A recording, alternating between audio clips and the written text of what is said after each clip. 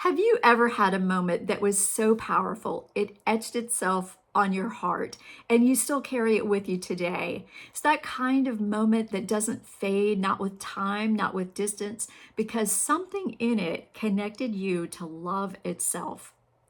For me, that moment happened with my grandmother and a little story about three billy goats. So, growing up, my grandmother and I would spend hours together. I loved to pick flowers in her yard, and we had a special vase that still sits on my kitchen counter today. She was always busy. She was cooking, she was gardening, and whatever it was, I was in it with her. But my most loved memories of her are her stories, which were all told by memory. Her voice brought those stories to life. The way it rose and fell, the way her eyes flashed when she talked about the troll growling under the bridge. That story, The Three Billy Goats Gruff, was our favorite. And it wasn't just about goats and trolls, it was our ritual, our laughter, our way of saying, I love you without ever having to say those words. It was our time together. So, fast forward a couple of decades, I had young children of my own, who my grandmother adored, of course. But the last time we were together, just a few days before she passed, and at that point, she wasn't able to communicate, and we didn't believe she recognized us. So I went to see her one night, and we just sat quietly together, and I just talked about the times we had shared together, the little things we had done and memories. And um, she was struggling. I could tell she was struggling. Like she wanted to say something to me, she wanted to communicate, but the words just weren't there.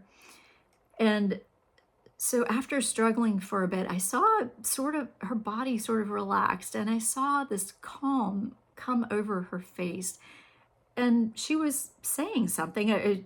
But I couldn't understand it, and but there was sort of a familiar rhythm to it.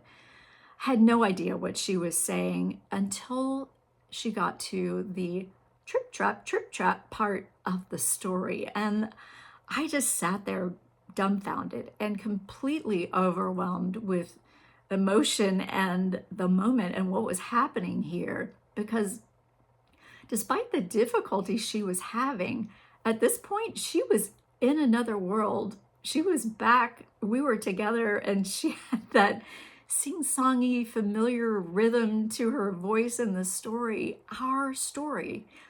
And in that moment, I realized something profound. When everything else fell away for her and us in that moment, that story was the language that remained. That tiny little rhythm said everything that words could not. I know who you are. I know you're here. And I'm here for you too. So that experience taught me that a Storytime legacy is not just about reading books to our grandkids. It's about passing down a way of connecting and staying connected together. Every silly voice, every made up rhyme that we take for granted, every one more page, please, that you share become a memory that's woven into their hearts and yours too.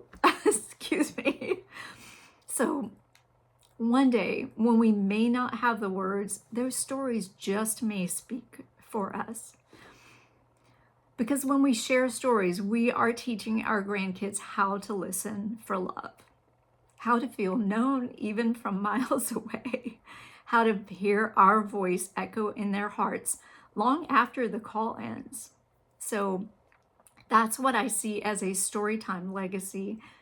It's a bridge across the generations, and it's a conversation that we create together that never has to end because it lives in our hearts together. So, on a more lighthearted note, I do have to laugh when I think of my grandmother and I think of my life today.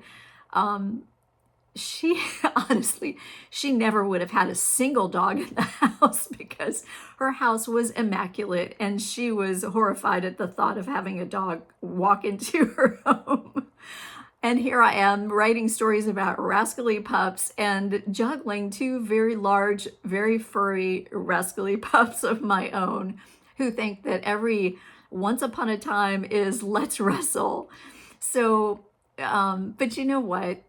That's part of the joy of it because the stories we share, they do not need to be perfect. They just need to be ours. So if you've ever felt that tug, that longing to stay close across the miles, Storytime just may be your lifeline too. It's not just about reading a book. It's sending a message that says you matter, you are loved, and no distance can erase that. I know schedules are busy and it's so hard to take the time out, but that's why I created a super easy tool that gives you tips and ideas you can use today to start making those connections with your grandkids that can last a lifetime. It's my Storytime shortcut, 5 secrets to have your grandkids begging for more, even if it's over Zoom. It's a free guide to help long distance parents, grandparents particularly, but of course it works for everyone. But it helps you create those Storytime moments that connect our hearts. They build legacy, and maybe even one day echo when words cannot. You can download it right now using the link below and start building your own Storytime legacy today. Because love, it's big feelings, but I think it also has a sound to it. And sometimes it just may be as simple as trip trap, trip trap. Best wishes to you on your Storytime journey. I hope this has been helpful.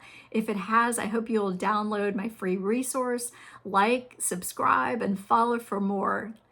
Best wishes to you.